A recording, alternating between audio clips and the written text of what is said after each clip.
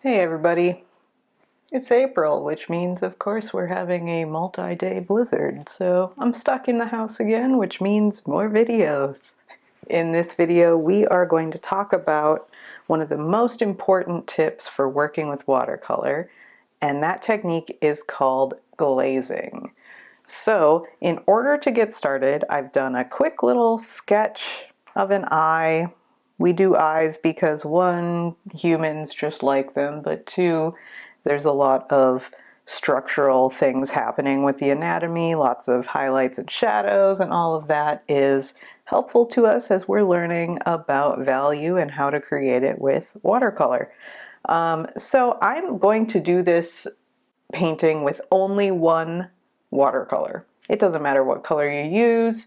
I am using my sad dried out Hematite from Daniel Smith. As you can see, I have performed surgery on it to get to the inside because you know this stuff's expensive. I don't want to waste it. Luckily watercolor just gets itself rehydrated again with a little bit of water. So I have my paint, I have a paper towel and a couple different round brushes, and what I am going to do to get started here is basically whenever I'm starting with a painting, I'm always going to start with the most water first. So I like to work wet to dry, which means I'm going to be doing some wet on wet washes to kind of block out the values and sort of like base information on my painting.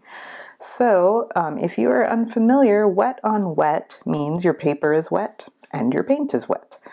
And what I'm doing to start with is I'm actually just painting my paper with clean water, and this is going to prepare it for the application of paint. So when I put wet paint on wet paper, I'm going to end up with a very smooth, soft wash. And that's really how I want to start my painting.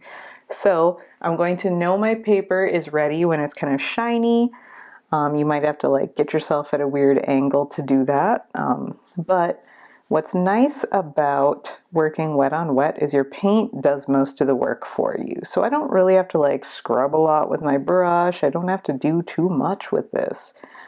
The water allows the paint to just kind of move seamlessly throughout as I work. This is an excellent technique when you need to fill large spaces, especially like backgrounds and things where you need, you know, a really big area without any brush strokes. So working wet on wet is really going to help provide that sort of smoothness that you wouldn't really get as easily otherwise. So as you can see, I've just really put in a light base layer here. I'm not really going super heavy with my paint right away. So that's kind of another step as I'm working with paint is wet to dry and also light to dark. So I'm going to slowly build up my values. It's much easier to get darker than it is to get lighter with watercolor. So I'm going to just slowly build up those values.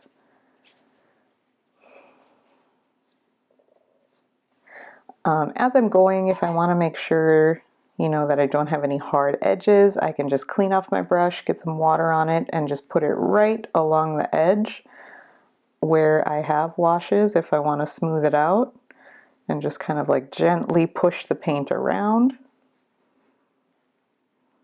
So as I'm doing this, I want to really be sure that I'm not overworking anything, you know, so I'm not like scrubbing the paper. I'm not really, you know, going back and forth over the same area for too long, because if I'm doing that, I run the risk of actually like just putting a hole through my paper.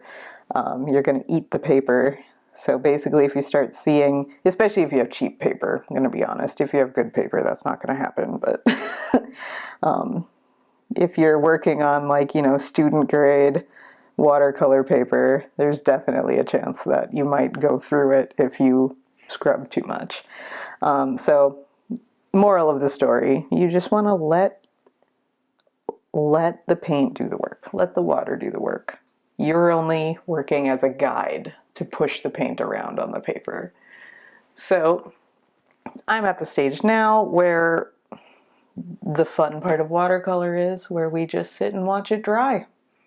So I've let this wash dry. You can always check to see if it's dry by seeing if it's shiny at all. You can give it a quick little tap to see if it's damp. And once it's ready to go, then we're ready to start glazing. So glazing is when we layer translucent layers of color over the top of one another. And this is kind of a standout feature of watercolor. Glazing creates a lot of depth. That's basically how we create a lot of details in our work. And honestly, I feel like this is really the biggest thing that we need to practice and learn as we are developing our skills as a watercolor artist. Learning how to control the water and control the paint, understanding those sorts of ratios to make sure that everything, is working the way we want it to. So I'm going to show you a few different ways that we can start building up those values. So you might notice I made a line here. I don't want it to stay a line. I want it to blend out, but I actually want the line to stay hard on one end. So I've rinsed out my brush, and I'm going to go right along the edge I want to fuzz out with some water, and I'm just going to pull that wash outwards, and I'm not going to touch the other side of the line. So that's going to maintain that sort of like crisp edge on one side and then soften it out on the other.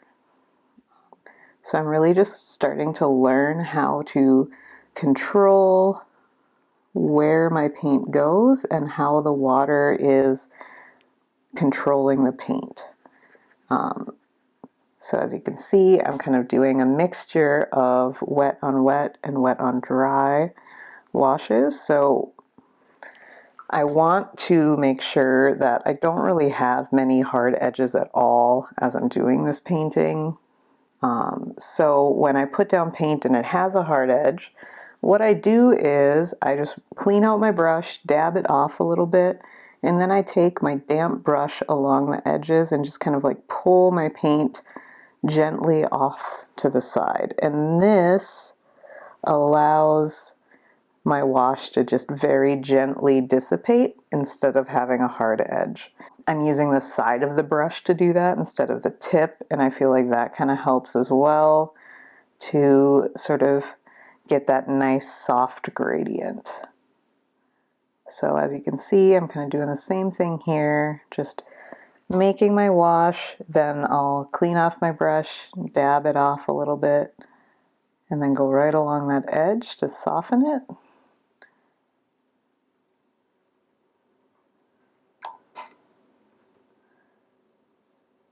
So as we're learning how to work with watercolor, we just really need to learn how to control how much water is on our paper and how much water is on the brush. Because once you start to understand those sorts of patterns, it's going to make your life so much easier as you get more and more into painting. So much of art is really just about seeing patterns and like learning what works, what doesn't work, trial and error, learning from failure, all of that stuff. It's so important. So you might notice right now I just put this really dark wash here, and that seems like way too much. So I'm going to again take clean water, dab it off a little bit, and then just gently dissipate using kind of the side of my brush.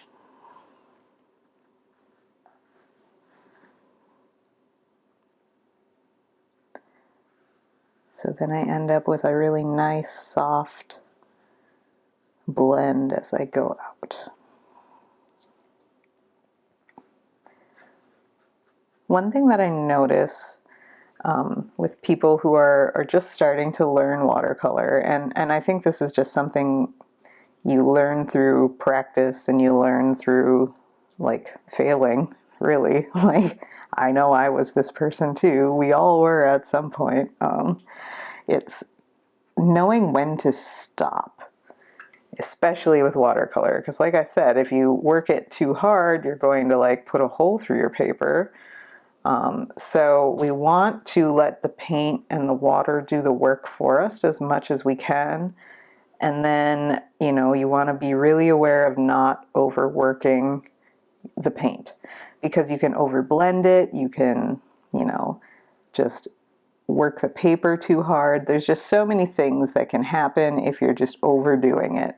So basically, like, as we're learning about this, we just really want to be aware of when you notice the paper or the paint just not doing what you want it to do anymore. And that's usually kind of a little sign to tell you hands off, give it a break, give it a little rest. So I feel like, you know, in this area, I'm starting to get there. So I don't want to keep working there, because I noticed right here, as I got a little more wet, I'm not putting paint down there anymore. I'm actually picking it up. And that is definitely not what I want to be doing. So that's kind of a little indicator telling me I need to give that area a break, let it dry, come back to it later, work on a different area. So that's, you know, one of our big skills here. We want to learn when to give our paper a break, when to kind of go hands off on areas. And I feel like I'm getting there all around here, so I know I'm very close to that stage. I do know the inner part of the eye is relatively dry, so I could start working in those areas. And another thing to consider with watercolor is pretty much always we're using the white of the paper as white. So anytime we want a lighter color, instead of mixing white with the color, we're actually just leaving the paper open. So where I have this little highlight here on the eye, I'm just not going to paint there for right now. I might go in eventually and add some details into it, but I want it to stay really light. So I'm just going to leave it alone, kind of keep it hands off. That seems to be the theme of our little chat right now, hands off. And I'm just going to like let my paint move itself around a little bit on these first few layers. I'm not going to worry too much about hard details or anything just yet.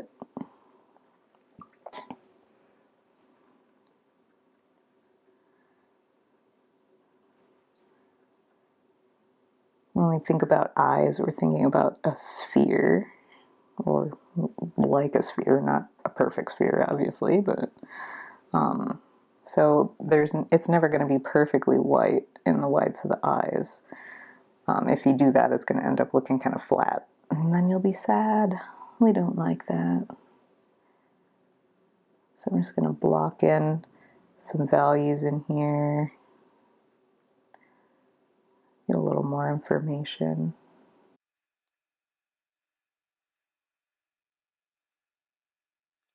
And again, my paper and paint at this point is telling me I need to stop, so go for another break again and come back later. All right, so we're now into layer number 3. So again, just slowly building up our layers, slowly getting darker, and like I said at the beginning of the video, kind of working wet to dry. So I'm using less and less water as I build up my darker values. So I think I'm going to start working in a little more detail on the iris and the pupil.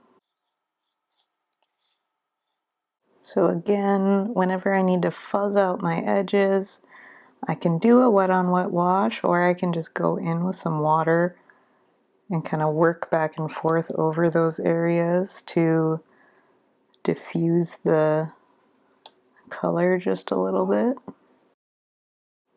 And again, working with that wet on wet wash really just allows us to let the paint do the work for us. I can dry off my brush and kind of pick up some excess water as well, and just use that water to kind of push the paint around until it ends up exactly where I want it to be. If there's too much water, I can always take my paper towel and just dab off a little bit of the excess if I need to clean it up just a little bit. So really using that wet on wet wash to my benefit here to kind of let that paint just diffuse.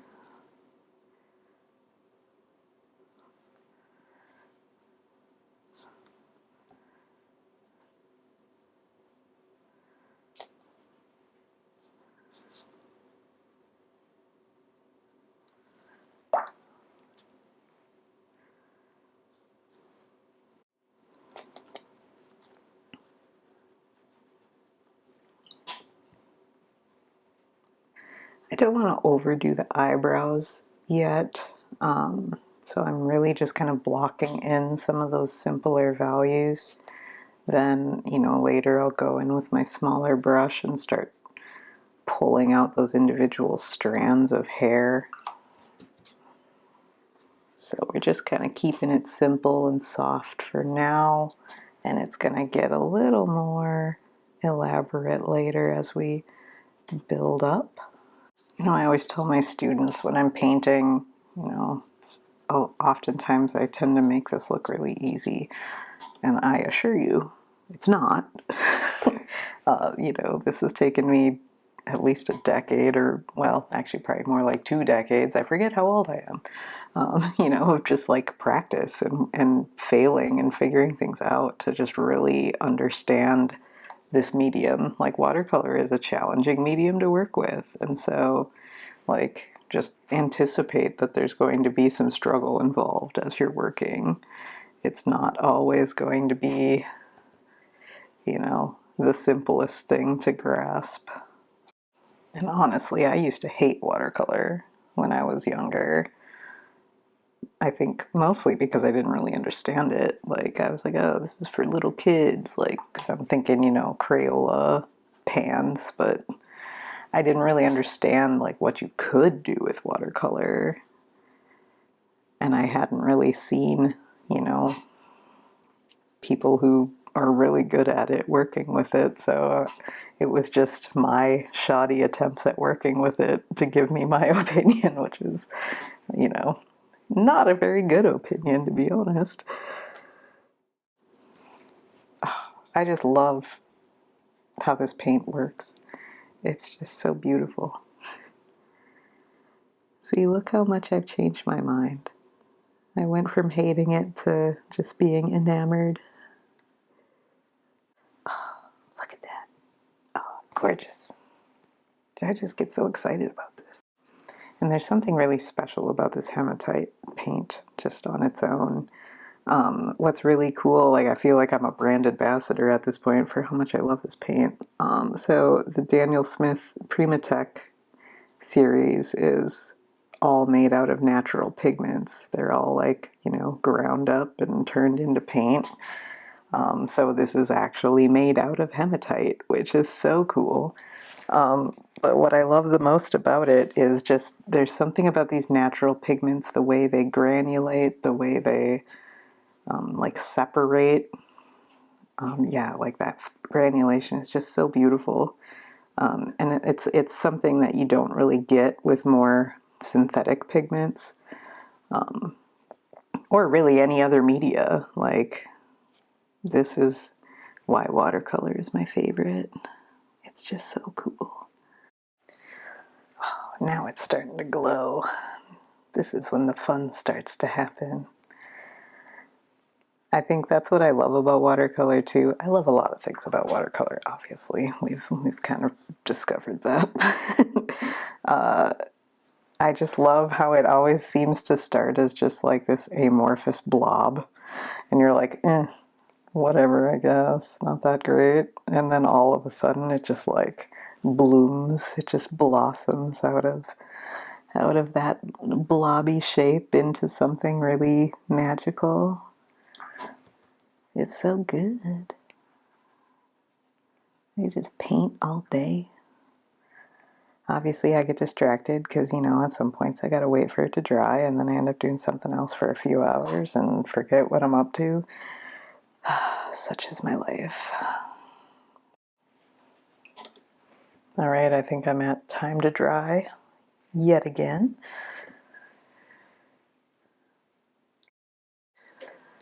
I think we're on to layer 4 now, so I'm going to switch over to a smaller brush, and I think I'm going to start adding in some details.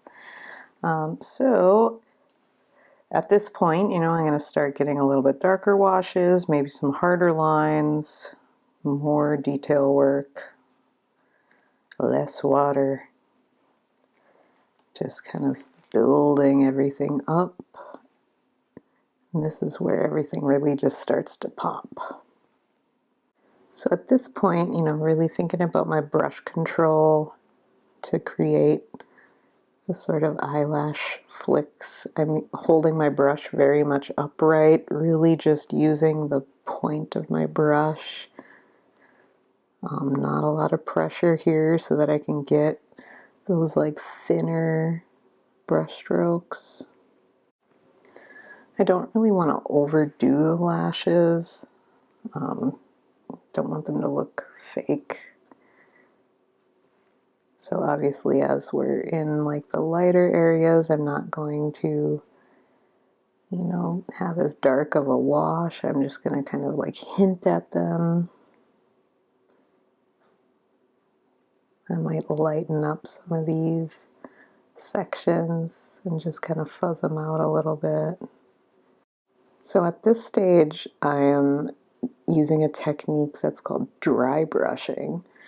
So like on my palette, or should I say my little tube of paint, I have like very nearly dry paint. My brush is also very nearly dry. And then I'm just kind of like scrubbing that mostly dry paint into sections of my painting. And that's going to give me almost like this, it's almost like pencil shading. It's a very, very soft, gentle application of value, but it also helps create some really nice texture. I think it takes a little bit of practice to nail the dry brushing technique, because you have to be really aware of how much water you have on your brush and how much paint is there as well. So it just takes a little bit of trial and error. I think also, you know, you're probably going to want to play around with finding the right brush. So, you know, I feel like I always have certain brushes that I really like to dry brush with, this one included. But I find that they tend to be, you know, maybe slightly stiffer brushes. Those work nicely. One issue that I see that kind of happens when you're figuring out the proper ratios of paint and water and such when you're dry brushing is, if you don't have the ratio down correctly, you run the risk of accidentally lifting your paint off of the paper instead of putting paint down. And that's pretty annoying, because then you have to go back over it again or wait for it to dry and then do it again. So that's just something, if you notice it happening, you definitely want to stop, let it dry, and then try again later, because it's only going to get worse if you keep working in that area. So what I'm noticing is when I'm trying to dry brush in some shadow here, I am lifting up the eyelashes that I put down, and I'm okay with that. I'll just put them back because I do want that shadow there. And honestly, I wasn't super happy with those eyelashes anyway, so it's all good.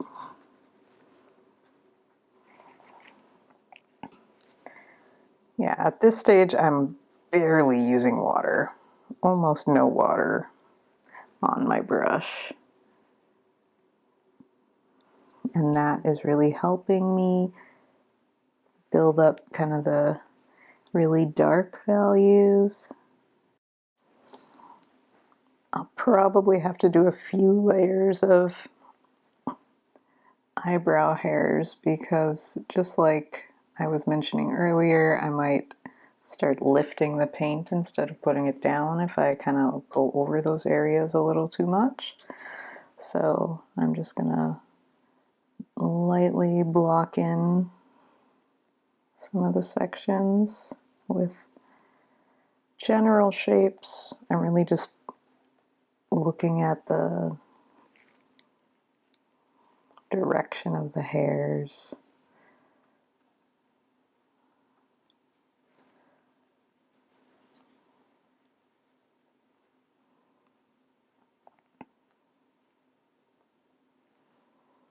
And I do actually kind of like this very soft, sort of watery technique that I'm getting with the hair strands. I think it's kind of expressive and not overly realistic, but also not too like underdone. I feel like it's just right.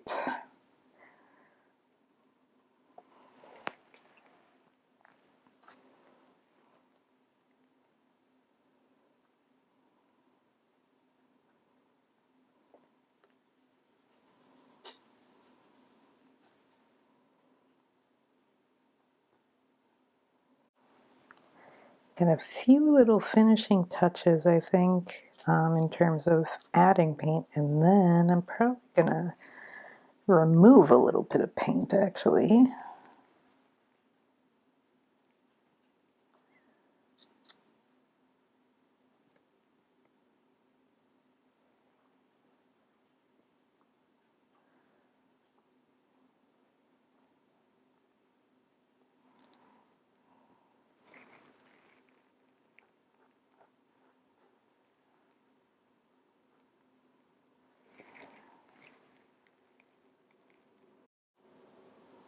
I'm not happy with this spot.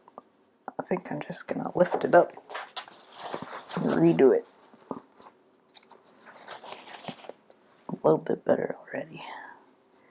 Just feels a little blotchy.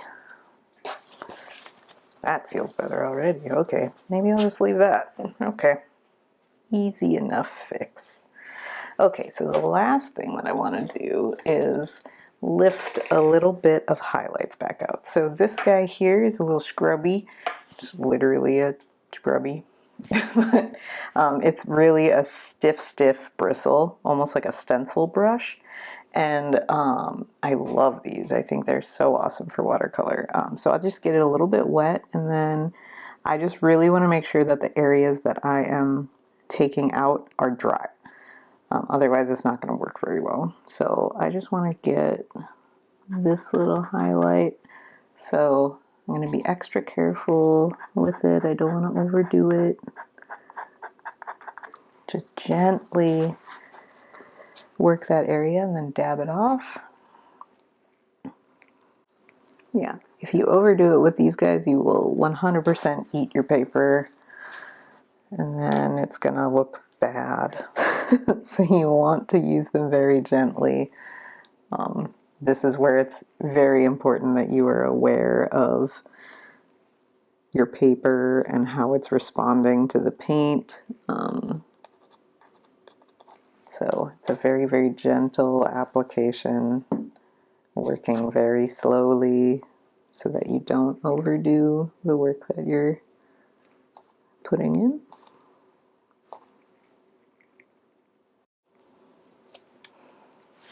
From here, I'm going to let that sit just a sec, and then I'm going to just refine my edges, and then I should be done.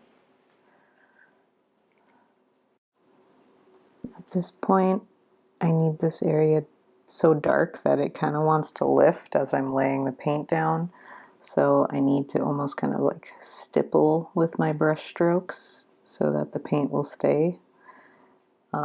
Otherwise it just kind of picks up instead of laying down. All right, that's feeling kind of nice. And I'm just going to stipple a little bit with my brush just to get some of that skin texture back right here. So I don't want it to be too like clean and neat looking, otherwise it just doesn't look natural. So just dry brushing a little bit. All right, that feels pretty nice to me. So I just really want to emphasize that when you're learning how to work with watercolor, you don't need to work with all the colors at once. Honestly, I just use one color here and look at how dimensional it is. It's got so much detail. So you can do so much with so little as you're learning. And I think that that's really like a skill worth learning as well, is restraint. We always want to be like maximalists and use all the colors all the time. I know I'm definitely that person, and this has taken me decades to finally be like, you know, sometimes you can just use one color and it's fine, and look what you can do with it. So, you know, practicing your technique is a great way to just like build up skills. You know, it doesn't have to be anything fancy.